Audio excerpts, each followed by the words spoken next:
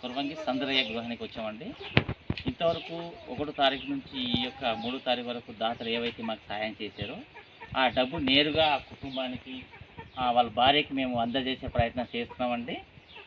ఇంతవరకు బుట్ట సుబ్బారావు ఇతని అకౌంట్లోనే మేము ఫోన్పే ఇవ్వడం జరిగిందండి. ఇతని ద్వారానే మేము ఆ కుటుంబానికి ఆ డబ్బులు అనేది మేము సహాయం చేస్తున్నామండి. మా టీం అంతా కలిసి మాట్లాడండి. సార్, అందరికీ నమస్కారాలు సార్.